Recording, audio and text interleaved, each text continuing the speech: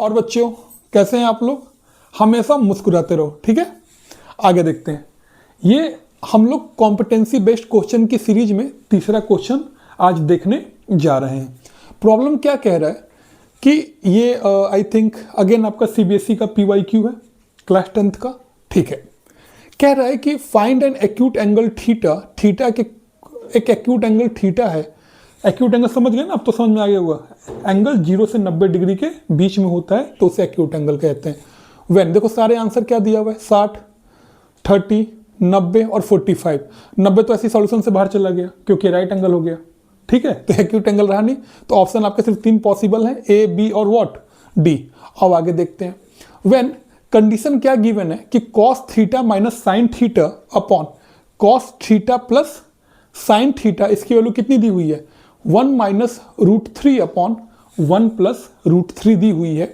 तो बताइए कि थीटा की वैल्यू क्या होगी, थीटा की वैल्यू क्या होगी, कैसे सॉल्व किया जाए, कुछ समझ में आ रहा है?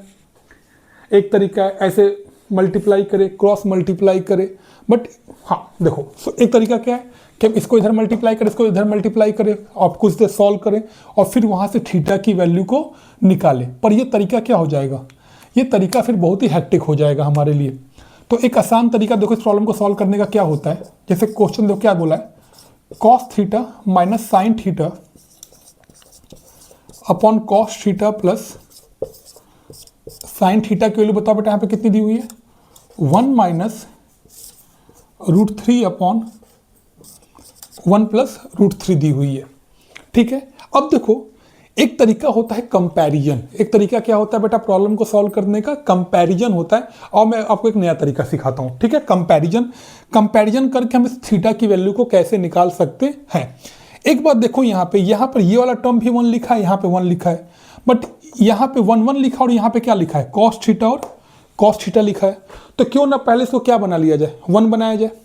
तो 1 आप कैसे बनाओगे, एक काम करो, न्यूमरेटर को भी कॉस थीटा से डिवाइड कर दो और डिनोमिनेटर को भी कॉस थीटा से क्या कर दो, डिवाइड कर दो। तो बताओ बेटा कितना आ जाएगा यहाँ पे। ये आपको सोचना पड़ेगा, ये आपको क्या करना पड़ेगा, सोचना पड़ेगा। इसलिए मैं आपको एक नया तरीका सिखाता हूं प्रॉब्लम को देखने का। एक बार देख लो कि हाँ ऐसे भी हमारी मैथ की प्रॉब्लम सॉल्व हो सकती है। ये सारे क्वेश्चन यूपी बोर्ड के लिए आने वाले कमिंग ईयर्स में बहुत इंपॉर्टेंट क्वेश्चन है, ठीक है। हो सकता है कि उनके क्वेश्चन सीधे इसी ब्लैक बोर्ड से फंस जाए। अपॉन नीचे बताओ बेटा कितना है यहाँ पे, कॉस थीटा और प्लस साइन थीटा अपॉन, इसको भी आप कॉस थीटा से क्या कर दोगे बेटा, डिवाइड कर दोगे। और ये पूरी की पूरी वैल्यू किसके इक्वल है बेटा, 1 माइनस √3 अपॉन 1 प्लस √3 के क्या है बेटा, इक्वल है। कोई दिक्कत, ठीक है। मैंने न्यूमरेटर को भी कॉस थीटा से डिवाइड कर दिया और डिनोमिनेटर को भी क्या किया बेटा, कॉस थीटा से डिवाइड कर दिया। अब मुझे बताओ बेटा क्या हो जाएगा। मैंने इसको सिखाया था तो कैसे लिखा जाता है बेटा, अलग अलग लिखे। तो कॉस थीटा अपॉन कितना हो जाएगा बेटा, cos theta minus sine theta upon कितना हो जाएगा बेटा यहाँ पे, cos theta upon cos theta upon what, cos theta plus देखो साइन थीटा अपॉन बेटा कितना हो जाएगा, कॉस थीटा हो जाएगा, इक्वल टू यहाँ पे कितना लिखा है बेटा, 1 माइनस √3 अपॉन कितना लिखा है बेटा, 1 प्लस √3 लिखा हुआ है, ठीक है।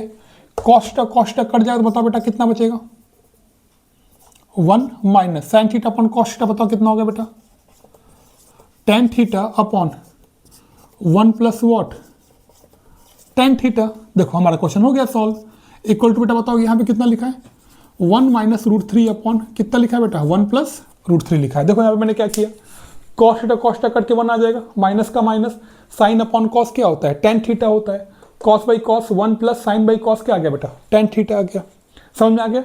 अब कंपैरिजन करो लेफ्ट हैंड साइड को और राइट हैंड साइड को। देखो यहाँ भी 1 लिखा है, यहाँ भी 1 लिखा है, नीचे भी 1, यहाँ भी 1, यहाँ माइनस, यहाँ प्लस, और ये देखो ऊपर और नीचे एक ही टर्म लिखा हुआ है।